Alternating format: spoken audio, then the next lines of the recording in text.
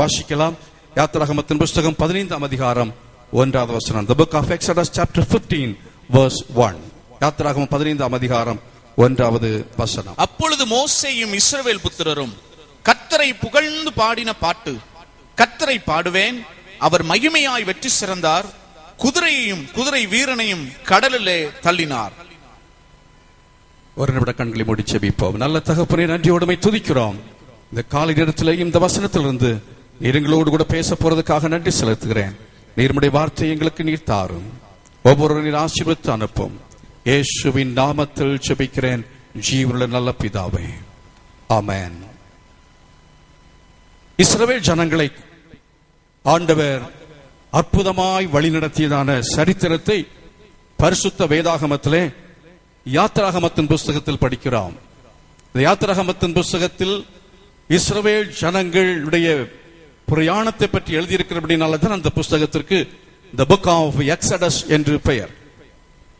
இஸ்ரவேல் ஜனங்கள் யார் என்கிறதை நாம் படிக்கிற சமயத்தில் சரித்திரம் சொல்லுகிறது, பரிசுத்த வேதாகமம் நமக்கு சொல்லுகிறது.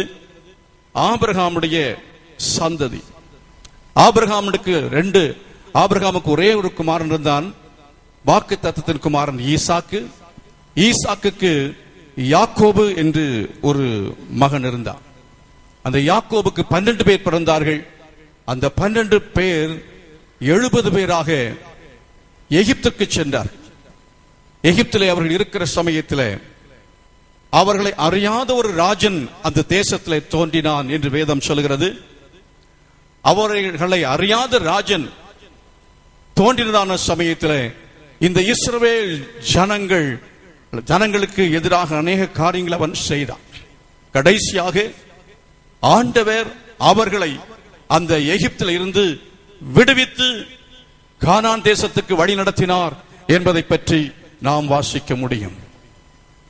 அவ்விதமாக எகிப்து தேசத்திலிருந்து அவர்கள் விடுவிக்கப்பட்டதான அந்த நாளிலே அங்கிருந்தவர்கள் விடுதலை பெற்று செங்கடலுக்கு அருகாமையிலே வந்து நிற்கிறார்கள். செங்கடலை ஆண்டவர் பிளந்து விடும்படி சொன்னார். செங்கடலை 2ஆக ஆண்டவர் பிளக்க செய்து அந்த செங்கடல் வழியாக அவர்களை வழி நடத்தினார். அவர்கள் அக்கறையிலே சென்று பாடியதான பாடலிலே முதல் கவிதான் அந்த 15ஆம் அதிகாரத்தில் 1ஆம் வசனம். அப்பொழுது மோசேயும் இஸ்ரவேல் புத்திரரும் கர்த்தரை புகழ்ந்து பாடின பாட்டு. கர்த்தரை பாடுவேன், அவர் மகிமையாய் வெற்றி சிறந்தார், குதிரையும் குதிரை வீரனையும் கடலிலே தள்ளினார் என்று சொல்லப்பட்டிருக்கிறது. கர்த்தர் மகிமையாய் வெற்றி சிறந்தார். ஆண்டவர் அவர் மகிமையாய் வெற்றி சிறக்கிறவர். எத்தனை பேர் விசுவாசிக்கிறீர்கள்? ஆண்டவருக்கு எப்போதும் வெற்றி உண்டு. ஒருவேளை தோல்வி போல தெரிந்தாலும் அது தோல்வியாய் இருப்பதில்லை.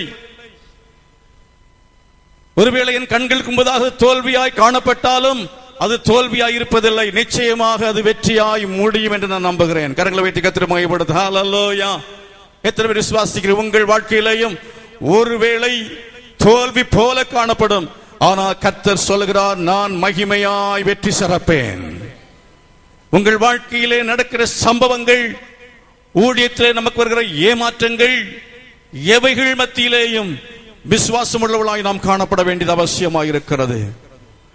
நாம் மனதிலே வைத்துக் கொள்ள வேண்டிய ஒரு வார்த்தை, நம்முடைய ஆண்டவர் இயேசு கிறிஸ்து சிலுவையிலே அவர் வெற்றி சிறந்தவர்.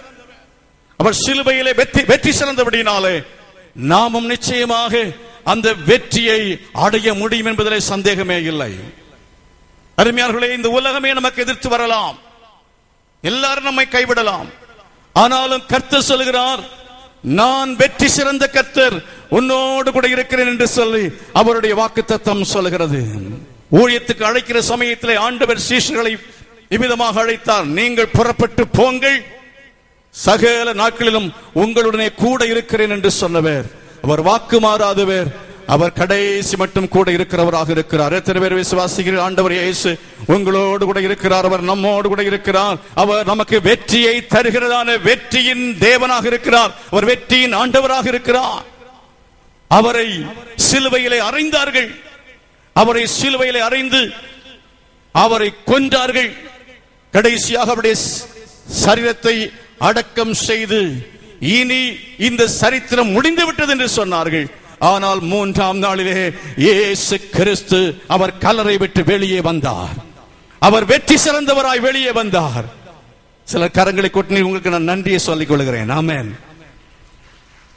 சொல்லாமலே கரங்களை கொட்டுகிறார்கள் பாருங்க, அதுதான் எங்களை உற்சாகப்படுத்துகிறதான காரியம். ஆமென். அல்லேலூயா.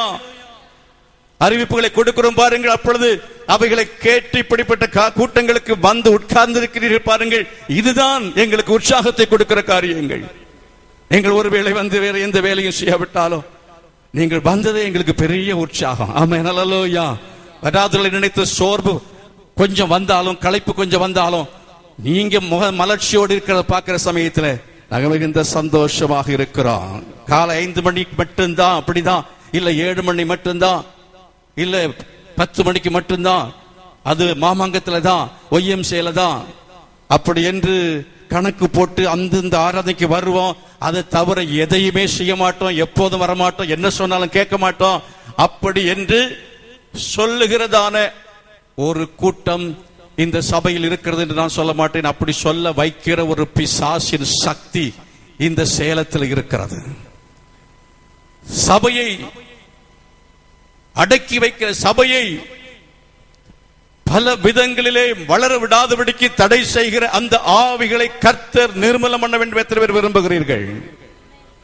பார்வோனுடைய ஆவியை கர்த்தர் கடிந்து கொள்ள வேண்டும். நம்முடைய குடும்பங்களிலே கிரியை செய்கிற பார்வோனின் ஆவியை கர்த்தர் கடிந்து கொள்ள வேணும். நம்முடைய சபையிலே கிரியை செய்கிற பார்வோனின் ஆவியை கர்த்தர் கடிந்து கொள்ள வேணும். நம்முடைய சமுதாயத்திலே கிரியை செய்கிற பார்வோனின் ஆவியை கர்த்தர் கடிந்து கொள்வாராக. யாத்திராகமத்தின் புஸ்தகத்திலே 1ஆம் அதிகாரத்தில் 8 14 வரை உள்ள வசனங்களை வாசித்து பாருங்கள். அங்கே கொடுமை செய்ய அந்த இஸ்ரவேல் மக்களுக்கு கொடுமை செய்யும்படியாக அந்த பார்வோன் பல விதங்களிலே காரியங்களை செய்தான். கொடுமையாய் வேலை வாங்கினான். அது நிமித்தம் அவருடைய ஜீவன் கசப்பானது என்று சொல்லி வேதம் சொல்லுகிறது.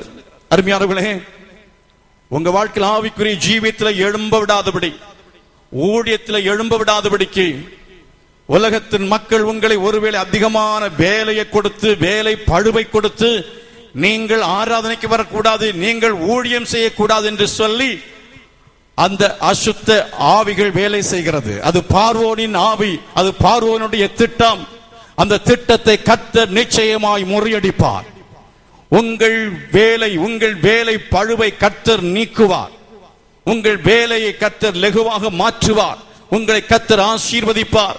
பாலும் தேனும் ஓடுகிற கானான் தேசத்திலே ஆண்டவர் உங்களை கொண்டு போய் சேர்க்க விரும்புகிறார். எத்தனை பேர் விசுவாசிக்கிறீர்கள்? ஜீவனும் கசப்பாய் மாறிவிட்டது அநேகருடைய வாழ்க்கையிலே. ஜீவன் கசப்பான நிலைமையில ஏன் வாழ வேண்டும்? ஒரு ஜான் வயிற்றுக்காக இரவு பகலாக உழைக்கிறோம், நிம்மதி இல்லை. பார்வோனின் ஆவி. அது மாத்திரமல்ல, வீட்டிலே கொடுமைப்படுத்தப்படுகிறதான பெண்கள், கொடுமைப்படுத்தப்படுகிறதான கணவன், கொடுமைப்படுத்தப்படுகிறதான மனைவி, கொடுமைப்படுத்தப்படுகிற பிள்ளைகள், மாமியாரால் கொடுமை, கணவனால் கொடுமை, மனைவியினால கொடுமை, பிள்ளைகளால் பெற்றோர் கொடுமைப்படுத்தப்படுகிறார்கள். இப்படிப்பட்ட ஆவிகளினாலே மனம் நொந்து போய், உடைந்து போய் இந்த உலகத்திலே அநேகர் தற்கொலை செய்து மடிந்து கொண்டிருக்கிறார்கள். அநேக சபையிலே வருகிற சமயத்திலே அவர்கள் வாழ்க்கை வெறுத்த நிலைமையிலே, சோர்ந்து போனவர்களாக, உற்சாகம் இல்லாத நிலைமையிலே அநேக விசுவாசிகளுடைய முகங்கள் காணப்படுகிறது.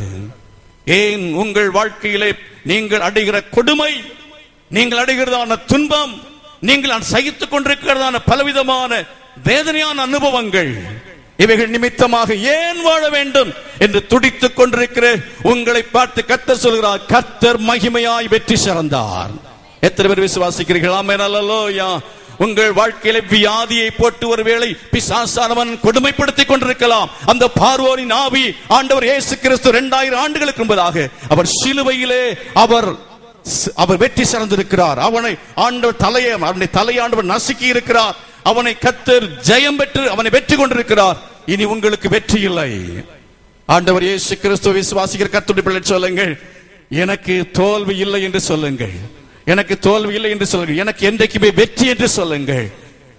அந்த சாத்தானுக்கு வெற்றி இல்லை, அவருடைய சபைக்கு வெற்றி, அவருடைய பிள்ளைகளுக்கு வெற்றி, அவருடைய ஊழியர்களுக்கு கர்த்தர் வெற்றியை வைத்திருக்கிறார்.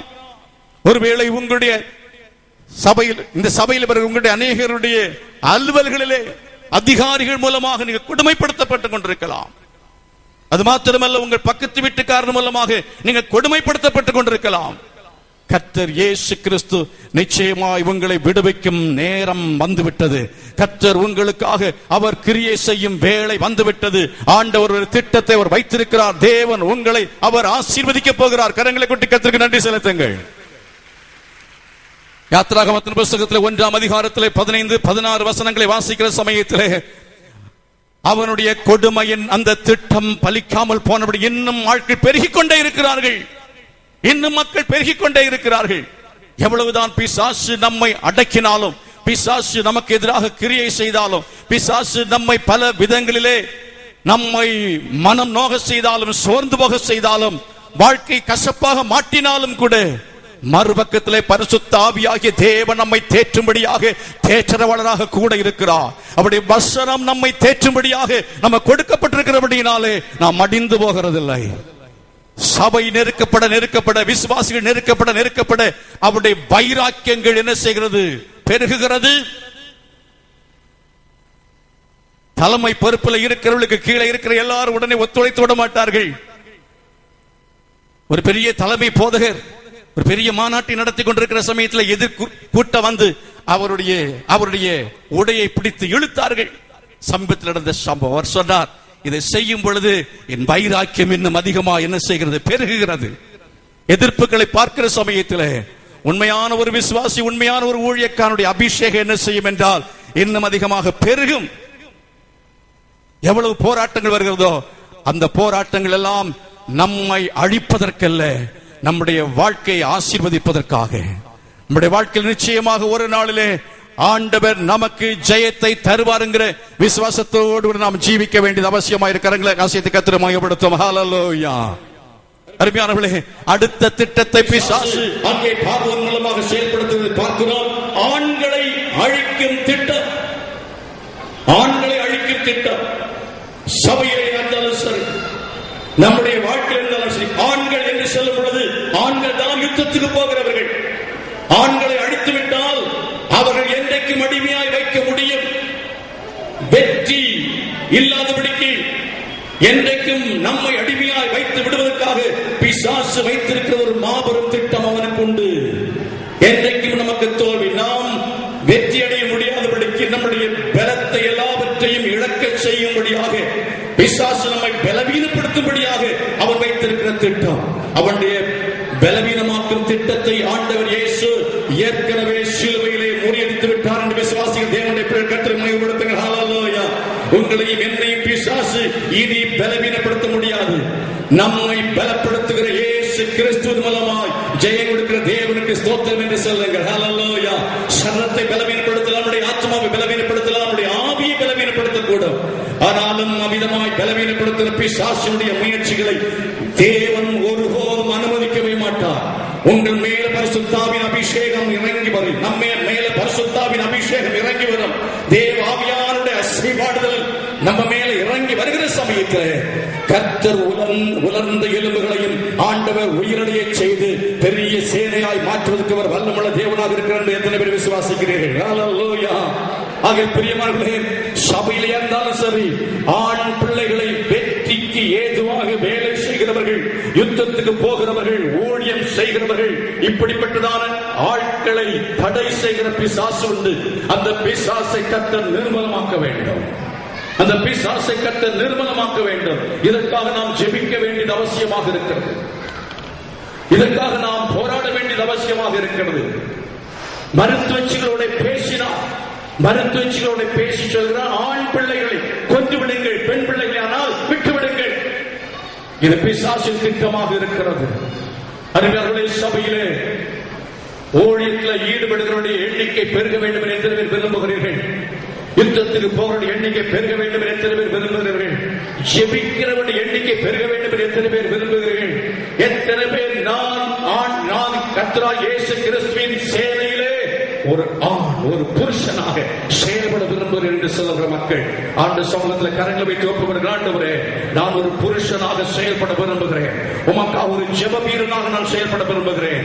உமக்காக ஆண்டவரே ஒரு சுவிசேஷகனாக ஊழியம் செய்ய நான் விரும்புகிறேன்.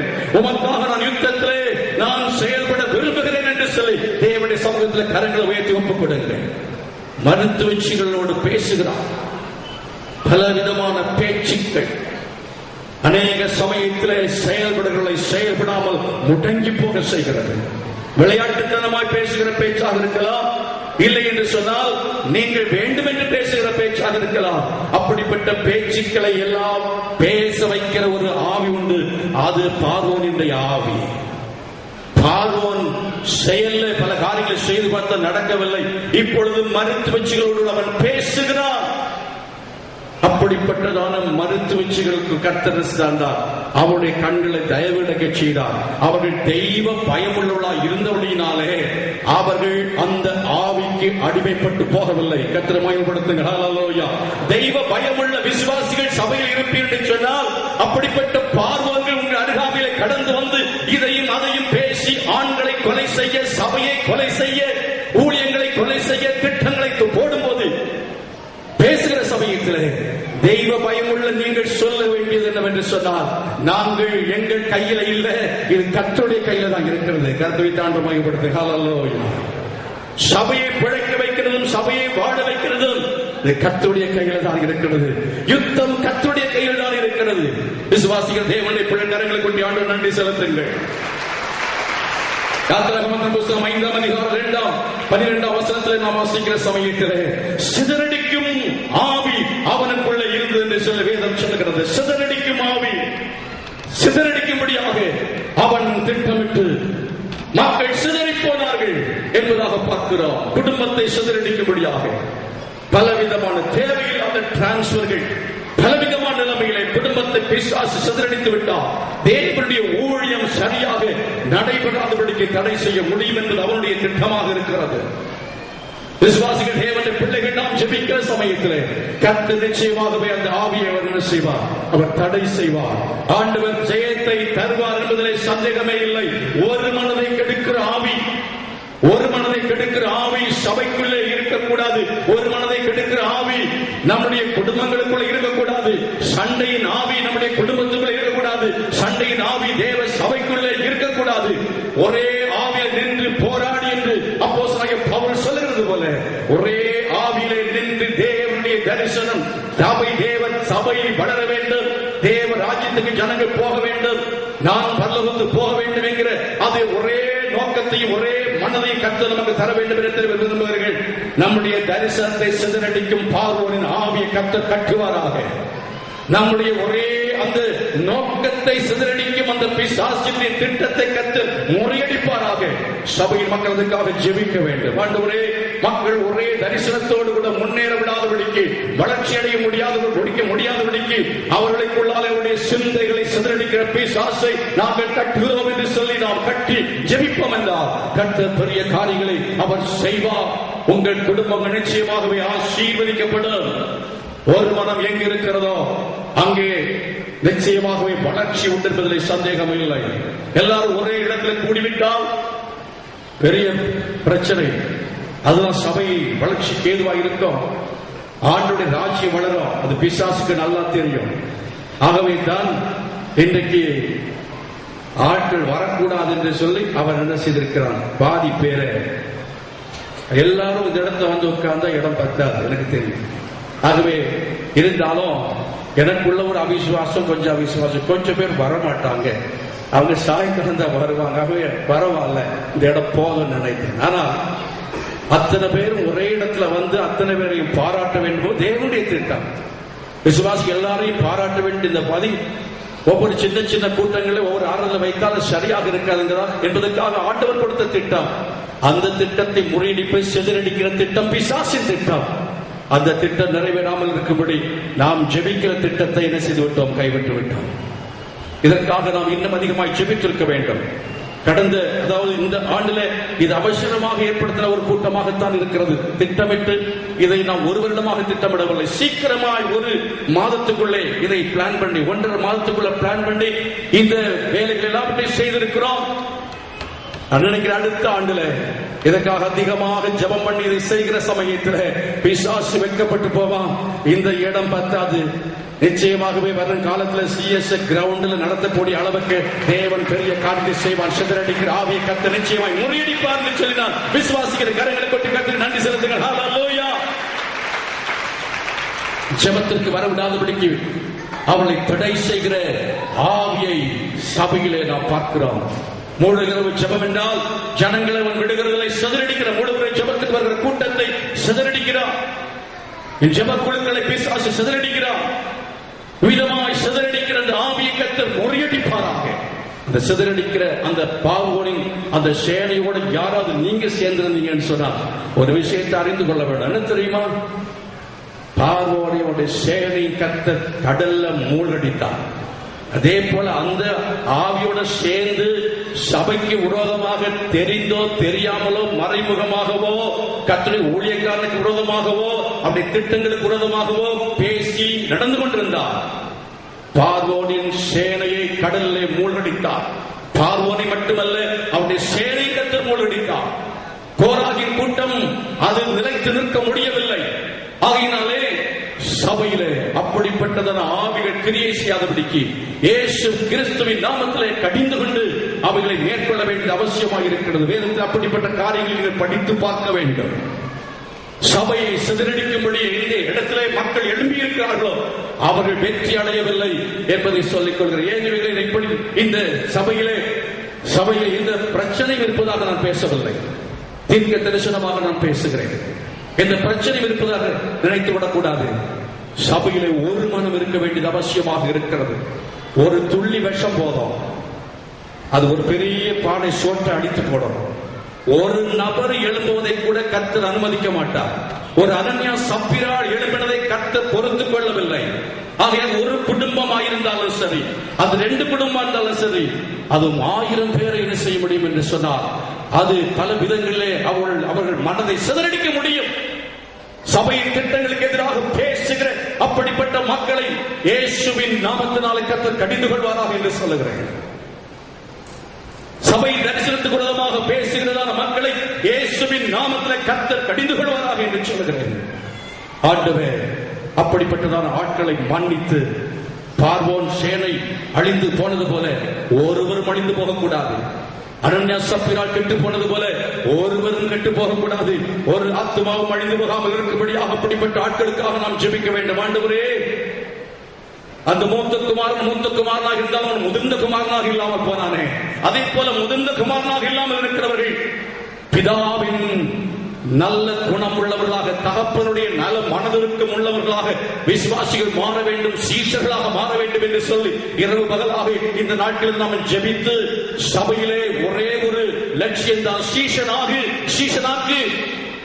இங்கே நாம் அதை தற்போடுபடி சொல்லுங்கள். சீஷனாகு இந்த லட்சியமாக இருக்க வேண்டும். கர்த்தருக்கு உதவி செய்வாராக. கடைசியாக வேதத்தில் வாசிக்கும் பொழுது 10ஆம் அதிகாரத்திலே வாசிக்கிறோம்.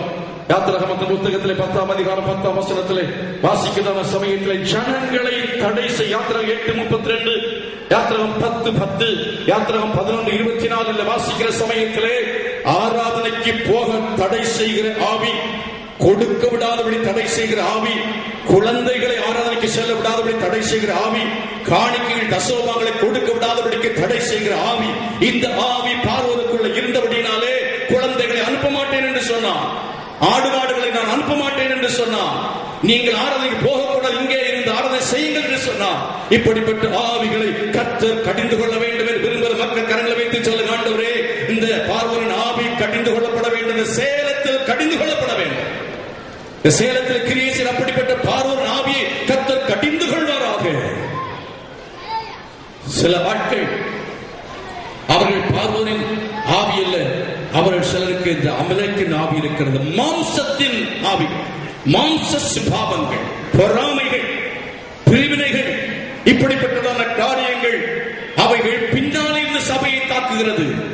பார்வோன் தாக்குகிறது போல. ஆனால் அமலேக்கின் ஆவியோ பின்னாலே இருந்து பலவீனரை எல்லாம் அமலேக்கு வெட்டினான் என்று வேதம் சொல்கிறது.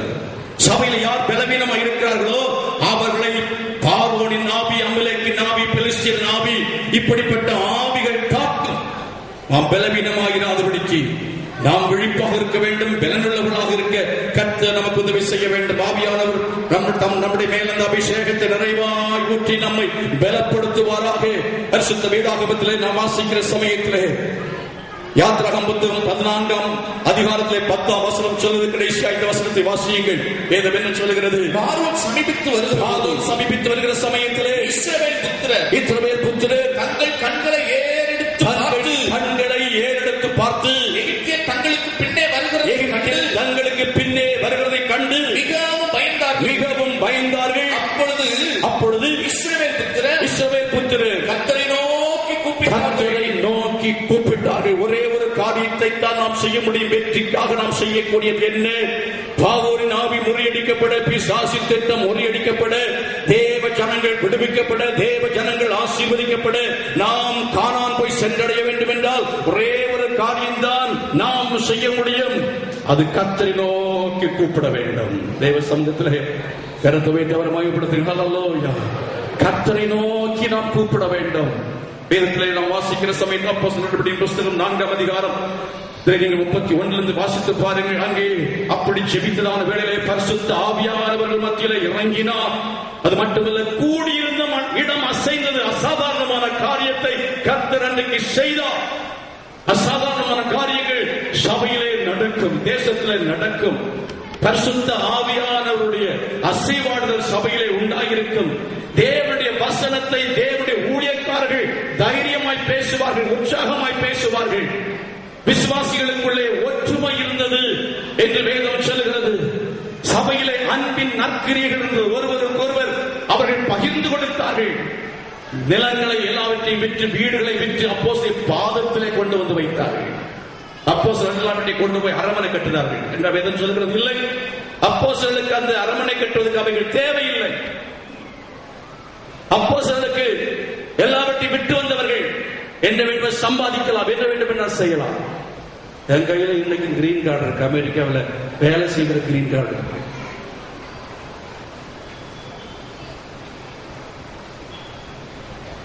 காணிக்கை என்பதை பாதத்தில் கொண்டு வந்து வைத்தார், தலையில கொண்டு வைக்கல. எங்களுக்கு பணம் தேவையில்லை, பணம் தேவையில்லை. காணிக்கைக்காக ஜீவிக்கவில்லை, காணிக்கைக்காக பேசுகிறேன். வருடக்கணக்காக பேசவில்லை. கூட்டம் நடத்துவதற்காக காணிக்கை சேகரிக்க வேண்டும் சொல்லும் பொழுது கொடுக்க வேண்டிய ஆட்கள் தாராளமாய் கொடுத்தார்கள். கொடுத்த ஆட்கள் கரங்களை கொட்டி கர்த்தரை மகிமைப்படுத்துங்க. 10,000, 20,000, 40,000, 50,000 என்று வாக்குப்பணம் உற்சாகமாய் கொடுத்தார்கள். கொடுக்காத நீங்கள் கொடுக்க முடியாமல் போனால் சும்மா இருக்க வேண்டும், அவ்வளவுதான். அதுக்கு எதிராக பேசுவது என்பது அது கர்த்தர் மன்னிக்கவே மாட்டார். கர்த்தர் மன்னிக்கவே மாட்டார். இவைகள் கர்த்தருடைய ஊழியத்திற்கு என்று கொடுக்கப்படுகிறது. ஆண்டுடைய ஊழியத்திற்காக செலவு பண்ணப்படுகிறது. வேறு எந்த நோக்கத்திற்காக அல்ல. எனக்காக, எனக்கு திருவிழா கொண்டாடுவதற்காக அல்ல, எனக்கு சந்தோஷத்துக்காக அல்ல. வேலை செய்கிற ஆட்களை உற்சாகப்படுத்த வேண்டும். சீசனின் சபையிலே பெருக வேண்டும். இந்த தரிசனம் ஏதோ ஒரு floating மெம்பர் சபையிலே பெருகிக் கொண்டிருந்தால் இப்படித்தான் இருக்கும். சீசனின் சபையிலே பெருக வேண்டும் என்கிற அந்த நோக்கம், தரிசனத்தை கர்த்தர் கொடுத்தபடினாலே இந்த திட்டத்தை ஆண்டு கொடுத்தார். சுவிசேஷம் அறிவித்தல், கருத்தரங்கு போன்ற எல்லாவற்றையும் மொத்தமாக இதை ஏற்படுத்தும்படியாக ஆண்டவர் சொன்னார்.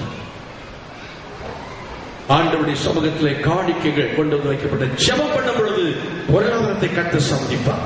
பொருளாதாரத்தில் இதுவரை கர்த்தரை வெட்கப்படுத்துவதே கிடையாது. லட்சங்கள் லட்சங்கள் லட்சங்களாக செலவு செய்து இடங்கள் வாங்க, கட்டிடங்களை கட்ட, காரியங்களை செய்ய விசுவாசம் தான் முதலீடாக இருந்ததை தவிர ஜெபத்தை வைத்து விசுவாசத்தை கொண்டுதான் காரியங்களை செய்திருக்கிறார். இன்றைக்கு சில மக்கள் என்ன எங்கிருந்தோ சிலர் அங்கு வந்த ஆட்களை பார்க்கிற சமயம் நினைத்திருக்கலாம் வெளிநாட்டு பணத்தில் செஞ்சிருப்பார். கிடையவே கிடையாது. ஜெபம், விசுவாசம். அநேக விசுவாசி அடிப்படையில் விசுவாசிகள் இருக்கிறவர்கள், வெகு நாட்களாக விசுவாசிகள் இருக்கிற ஆட்களுடைய உழைப்போடைய கண்ணீர், அவர்கள் கொடுத்த தியாகமான ஈகை, இவைகளெல்லாம் தான் இந்த ஊழியத்தை செய்வதற்கு இதுவரை உதவி செய்திருக்கிறது. ஆண்டவர்களை ஆசீர்வதிப்பாராக. இன்னும் ஜெபிக்கிற சமயத்துல பொருளாதாரத்தை கத்த சந்தித்தார். நேற்று தினத்தில் சகோதரர் சொன்னார், பாஸ்டர் எல்லா வாரம் இப்படி இங்க இருந்த பரவாயில்ல, இவ்வளவு பேர் எல்லா இடமே பத்தாது, எல்லா ஆராதனை மொத்தமாச்சது இவ்வளவு அழகாக இருக்கும், எல்லாரும் வந்திருந்தா இவ்வளவு அழகா இருக்கும், மகிமையாக இருக்கும். யோசித்து பாருங்க, இப்படி ஒரு இடத்தை கத்தவருக்கு சொந்தமா தரணும். ஆமென். இந்த பட்டணத்துல தரணும். இந்த கத்தரால முடியும். ஜெபித்தால் நிச்சயமா நடக்கும் என்பதிலே சந்தேகமே இல்லை. ஒருமனப்பட்டு ஜெபித்தார்கள். கூடியிருந்த இடம் என்ன செய்தது? அசைந்தது என்று சொல்லப்பட்டிருக்கிறது. கடைசியாக ஒரு காரியம் நடந்த அவங்களுடைய ஜபத்தினால அனனியா சப்பிராலும் மடிந்தார்கள். சபையிலே கபடுள்ளவர்கள், சபையிலே இருக்கிற போலி விசுவாசிகள், அவர்கள் மடிந்து போவார்கள். இருக்கிறவங்க இருப்போம், ஓடிப்போம். ஆட்ட 2 வேலை செய்வார். சபையில சேர்க்கிற வேலை செய்வார், சபையிலிருந்து வெளியே அனுப்புற வேலையை செய்வார். ஆலய கட்டடத்தை கட்டுப்படியாக பணத்தை வசூல் செய்து கொண்ட நாட்களில் ஒருவர் பேசினார், நிமிடமும் பேசினார். அவர் எங்க போனான்னு இன்னைக்கு தெரியவே தெரியாது. பேசுறவங்க எங்கெங்க போயிட்டாங்க. ஆனா சபை வளர்ந்து கொண்டே தான் இருக்கிறது. கரங்கள் வைத்து கத்திர மையப்படுத்துவோமா? பாவிகள் தேவனுடைய சபையில் என்ன செய்வதில்லை, நிலை நிற்பதில்லை. ஜெபித்தார். ஜெபித்த இடம் என்ன செய்தது? அசைத்தது, எழுப்புதல் உண்டாயிற்று. தேவ சமூகத்தில் எல்லாரும் நீங்கள் எழுப்பி நிற்கும்படி கேட்கிறேன். எல்லாரும் எழுப்பி நிற்கும்படி கேட்கிறேன். எல்லாரும் வேகமாக எழுப்பி நிற்கும்படி கேட்கிறேன். ஆமென். ஹல்லேலூயா. தேவ சமூகத்தில் மகிழ்ச்சியோடு கூட சந்தோஷத்தோடு கூட ஆண்டு சமூகத்தில் எழுப்பி நிற்கும்படி கேட்கிறேன். கர்த்தர் என்னோடு கூட அவர் தன்னுடைய வார்த்தையை ஆண்டவர் பேசி இருக்கிறார். இந்த சபைக்கு தேவையான வார்த்தையை ஆண்டவர் கொடுத்திருக்கிறார் என்று விசுவாசிக்கிற தேவனுடைய பிள்ளைகள் மாத்திர கரங்களை உயர்த்தி, ஆண்டவரே இந்த சபையிலே ஒரு நல்ல நோக்கத்தோடு கூட காரியங்களை செய்து கொண்டிருக்கிறதுக்காக உமக்கு ஸ்தோத்திரம்.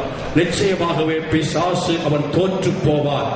இந்த நாட்களில் இருக்கிற எல்லா பலவீனப்படுத்த சக்திகளையும் கர்த்தர் முறியடிக்க போறதுக்காக ஸ்தோத்திரம். என் வாழ்க்கையில் இருக்கிறதான எல்லா போராட்டங்களும் நீங்கி போகிறதுக்காக ஸ்தோத்திரம் செலுத்துகிறேன். எனக்கு வெற்றியை தரப்போறதுக்காக ஸ்தோத்திரம். பாவ போராட்டங்கள் நீங்களாம். உங்களுக்கு வருவதான மனுஷாபரம் தொல்லைகள் நீங்கி போகும். வியாதியின் போராட்டம் நீங்கி போகும். உங்களுடைய கஷ்டங்கள் நீங்கி போகும். உங்களுடைய கவலைகள் நீங்கி போகும். உங்களுடைய வியாபாரங்கள் நீங்கி போகும். கர்த்தர் நிச்சயமாக உங்களுடைய கண்ணீரை துடைக்கும் ஒரு நாள் வரப்போகிறது. ஆண்டவர் உங்களை பாலும் தேனும் ஓடுகிற அந்த கானான் தேசத்திலே கொண்டு போய் சேர்க்கும்படியாக அவர் இறங்கிவிட்டார். அதற்கென்று கர்த்தர் மோசேயை ஆயத்தப்படுத்தி விட்டார். நிச்சயமாக கர்த்தர் செய்ய போகிறார். நீ பயப்பட வேண்டாம், நீ கலங்க வேண்டாம். நீ உன் கையை ஓங்கி, உன் கரத்தில் இருக்கிறார் அந்த உன்னுடைய அந்த கோலை நீட்டு, செங்கல் 2ஆக பிளந்து போகும் என்று ஆண்டவர் சொன்னார். உன் கையை நீ நீட்டும்படியாக கர்த்தர் சொல்கிறார். உன் கையை ஓங்கும்படியாக கர்த்தர் சொல்கிறார். ஜெயம் இயேசுவின் நாமத்திலே நிச்சயமா எனக்கு உண்டு என்று விசுவாசிக்கிற தேவனுடைய பிள்ளைகள் கரங்களை கொட்டி கர்த்தரை மகிமைப்படுத்துங்க. ஹல்லேலூயா. Thank you Jesus. Praise the Lord. Thank you Lord. Thank you Lord. Hallelujah. Glory to God. Thank you Jesus. எத்தனை பேர் விசுவாசிக்கிறீங்க? ஹல்லேலூயா. சாத்தானுக்கு வெற்றி இல்லை, ஆண்டவருக்கு தான் வெற்றி. ஆண்டவருக்கு தான் வெற்றி. ஆண்டவருக்கு தான் வெற்றி. ஓ, கரங்களை வைத்து ஆண்டு சபை எல்லாரும் ஒருமனப்பட்டு கொஞ்சம் ஜெபம் பண்ண போறீங்க. ஒருமனப்பட்டு ஜெபம் பண்ண போறீங்க. ஆமே. ஹல்லேலூயா. இஸ்ரவேலின் இடமே வேண்டாம். ஓங்கும் பயம் உனக்கு உண்டு. ஓங்கும் பயம் உனக்கு உண்டு. ஹல்லேலூயா. Glory to God. Glory to Jesus. Praise the Lord. Hallelujah. எல்லா கரங்களை வாய் திறந்து ஜெபம் பண்ணுங்க. ஆண்டவரே, கேட்ட வசனத்துக்கு நாங்கள் எங்களை ஒப்புக் கொடுக்கிறோம் என்று சொல்கிறார்கள். நல்ல கரங்களை வைத்து ஒப்புக் கொடுங்க. தேவனுக்கு பயப்படுகிற பரிசுத்தோடைய குடும்பங்கள் தழைத்தது என்று வேதம் சொல்கிறது. ஆமென். ஹல்லேலூயா. மோசேயுடைய கைகளை தாங்கினதான ஊர் ஆரோன் அவர்கள் ஆசீர்வதிக்கப்பட்டார்கள். கர்த்தர் அதற்கென்று உங்களை என்னையும் இந்த சபையில் வைத்திருக்கிறார். ஓ, தேவ ராஜ்யம் கட்டப்பட வேண்டும், தேவ ராஜ்யம் வளர வேண்டும், தேவ நாமம் மகிமைப்பட வேண்டும். எத்தனை பேர் விசுவாசிக்கிறீர்கள்? ஹல்லேலூயா. Glory to God. Thank you Jesus. Praise the Lord. Hallelujah. Thank you. இன்னும் சத்தமான சமூகத்தில் சொல்லுங்க. ஆண்டவரே, உம்மை நோக்கி நாங்கள் கூப்பிடுகிறோம். உம்மை நோக்கி கூப்பிடு. எங்களுக்கு பின்னாலே அங்கே எதிரி வந்து கொண்டிருக்கிறார். எங்களுக்கு முன்னாலே செங்கடல் கடந்து செல்வது எப்படி தெரியாதபடிக்கு நாங்கள் தவித்துக் கொண்டிருக்கிறோம், தடுமாறிக் கொண்டிருக்கிறோம். ஓ ஹல்லேலூயா. எங்களுக்கு நீர் அதிகாரத்தை கொடுத்திருக்கிறதுக்காய் ஸ்தோத்திரம். இயேசுவின் நாமத்திலே நீங்கள் செங்கடலை பிளக்க முடியும், யோர்தானை 2ஆக பிளக்க முடியும், இடத்தை அசைக்க முடியும். கர்த்தர் உங்களை கொண்டு என்னை கொண்ட பெரிய காரியங்களை செய்வார். உயிர்த்தெழுந்த இயேசு கிறிஸ்து நம்மோடு இருக்கிறார். அவருடைய அபிஷேகம் நமக்குள்ளே நிலைத்திருக்கும் என்று சொன்னார். அவருடைய பிரசன்னம் நம்மோடு இருக்கும் என்று சொன்னார். ஓ, நிச்சயமாக பிசாசு வெற்றி அடையவே முடியாது, சாத்தான் வெற்றி அடையவே முடியாது. கர்த்தர் தம்முடைய ஜனங்களுக்கு அவர் ஜெயத்தை வைத்திருக்கிறார். மறுபடியும் கரங்களை கொட்டி ஆமென் சத்தமாய் மகிமைப்படுத்துங்கள். ஹல்லேலூயா.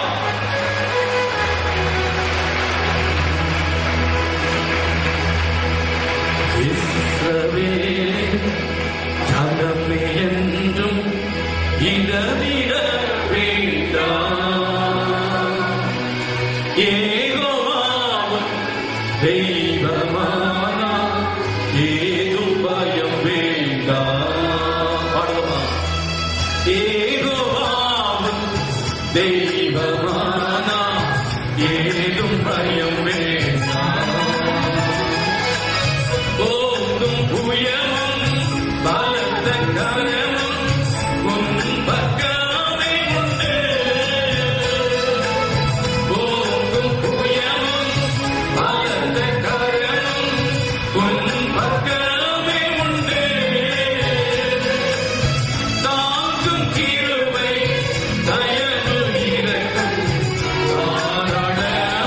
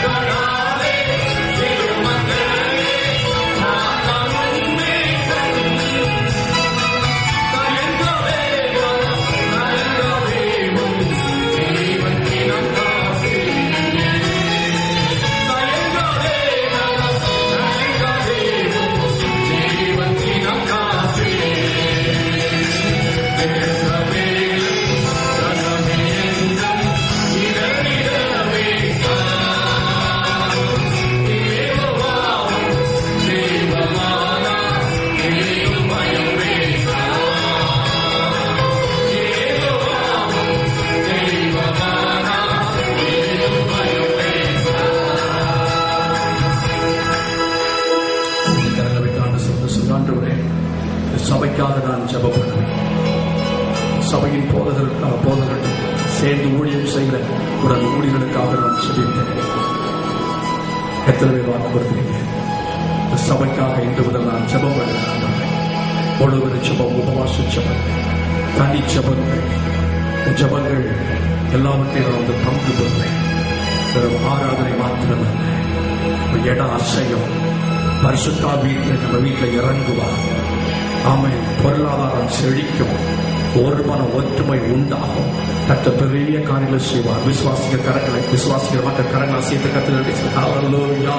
Glory to God. Thank you Jesus. Praise the Lord. கர்த்தர் நம்மோடு பேசின வார்த்தைகளுக்கு எல்லாரும் மறுபடியும் கரங்களை கொட்டி கர்த்தர் சந்தோஷமாய் நன்றி செலுத்துங்க. சந்தோஷமாய் நன்றி செலுத்துங்க. Let us celebrate the victory of Jesus. Hallelujah. Hallelujah. நல்ல தகப்பனை நன்றியோடு துதிக்கிறோம். இந்த நாளிலிருந்து நடைபெற போகிற ஒவ்வொரு நாள் கூட்டங்களை கர்த்தர் பொறுப்பெடுக்க வேண்டும்.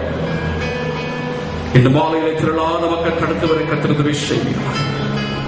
நாளை மாலை கூட்டத்தை கர்த்தர் ஆசீர்வதிப்பீரார். செவ்வாய்க்கிழமை காலை கருத்தரங்கை கர்த்தர் ஆசீர்வதிப்பீரார். செவ்வாய்க்கிழமை மாலை நடைபெற போகிறதான ஆண்டவரே அந்த மாபெரும் இசை விழாவை கர்த்தர் ஆசீர்வதிப்பீரார். புதன்கிழமை பகல் கொண்டாட்ட செலிபிரேஷன், ஆண்டு விழா, அந்த செலிபிரேஷனை கர்த்தர் ஆசீர்வதிக்க வேண்டும் ஆட்சேபிக்கிறோம்.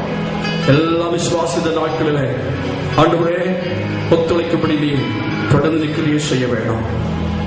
பாவரின் ஆவியை கர்த்தர் கடிந்து கொள்ளும். நீ ஜெயம் எடுக்கும்படி ஆட்சேபிக்கிறேன்.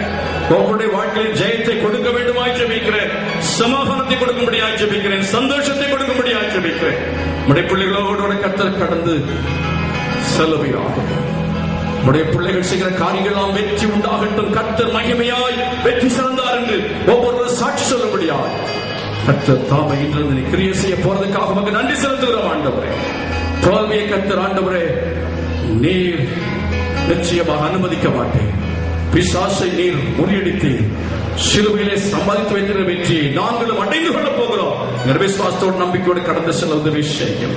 தோல்வியை பார்த்து பயப்படாதபடி, எதிர்ப்பை பார்த்து பயப்படாதபடி, பிரச்சனைகளை பார்த்து பயப்படாதபடிக்கு நாங்கள் நின்று எங்களுக்காக யுத்தம் செய்கிற ஆண்டவருடைய அந்த அவருடைய காட்சியை பார்க்கும்படியாக சிலுவையின் வெற்றியை நாங்கள் உணர்ந்து கொள்ளும்படி கிருபை செய்யும். ஒவ்வொருவரையும் ஆசீர்வதித்து நீர் அனுப்பும். துதி கன மகிமையிலான எடுத்துக்கொள்ளும். இயேசுவின் நாமத்தில் வேண்டிக் கொள்கிறோம் எங்கள் ஜீவன நல்ல பிதாவே. ஆமென். நம்முடைய கர்த்தர் இயேசு கிறிஸ்து கிருபை பிதாவாகி தேவனுடைய பரிசுத்த ஆவியுடைய அந்யோன்யமும் சமாதான பாதுகாவலும் நம்மனோடும் சகல பரிசுத்த ஆண்டு கூட இந்த நிலைக்கு வைத்திருப்பதாக.